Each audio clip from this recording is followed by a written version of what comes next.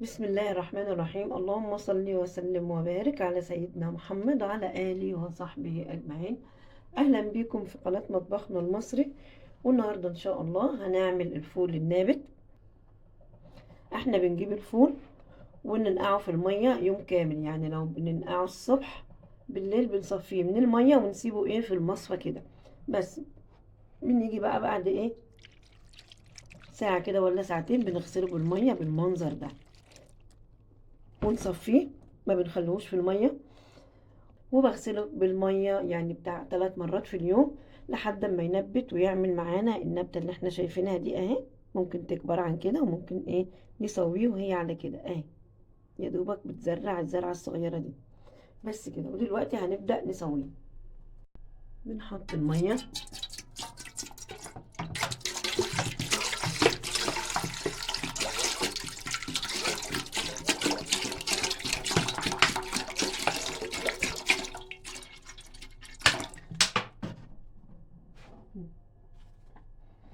بنزود المية عشان احنا بنعمل بيها الشوربة اللي هي شوربة الفول النابت اهي.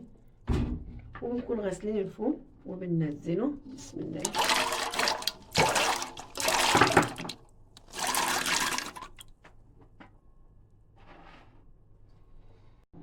بس وبنشغل عليه النار.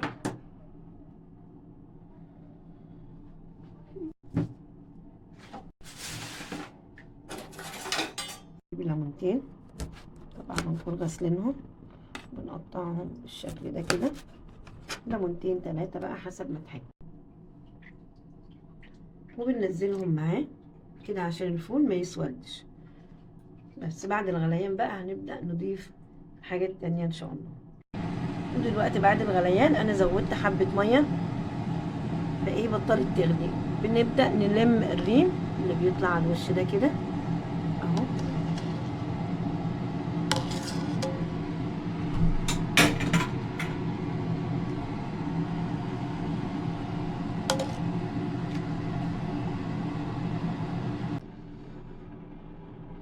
ودلوقتي بعد المية ما غلت تاني هحط معلقة توم مهروس اهي.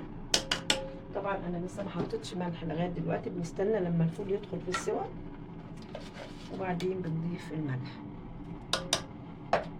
وهحط بصلتين مقطعهم اهو زي ما احنا شايفين كده، وبنديها فتحه بالسكينه كده اهي اهي. انا عملت الاولانيه ونسيت التانيه بس، ونسيبهم يكملوا سوا وهنشوف هنعمل ايه كمان ان شاء الله. ودلوقتي هضيف نص معلقه كمون. ما بنحطش الكمون من الاول عشان مع كتر الغليان هيمرر. بس كده كده استوى معانا الفول وزي الفل اهو، زي ما احنا شايفين الفوليه استوت خالص اهو. شفت المنظر زبده كده بسم الله ما شاء الله. دلوقتي بقى هنبدا نعمل الطشه بتاعتنا. طبعا بنطلع البصل ده والليمون.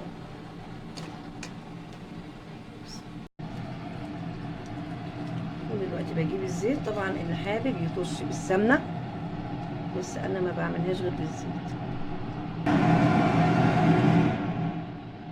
ده التوم انا دقاه بالملح والكمون اهو. بسم الله الرحمن الرحيم.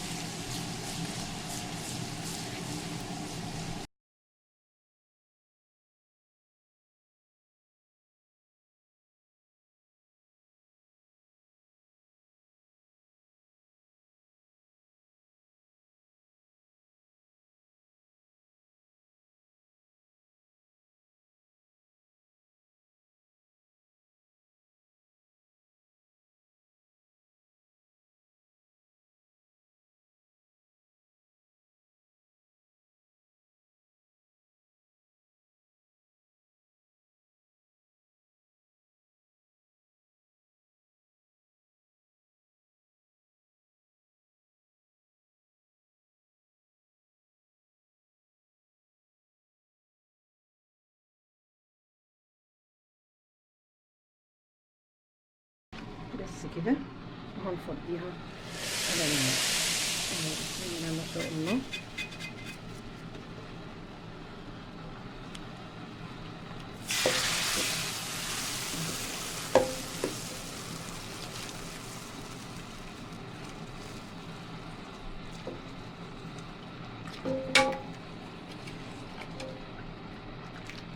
وبكده بنكون عملنا احلى شوربة نابت. وبنجيب بقى الليمون وبنعصر عليها حسب ما نحب، كتير قليل براحتكم، بس لازم يتعصر عليها ليمون.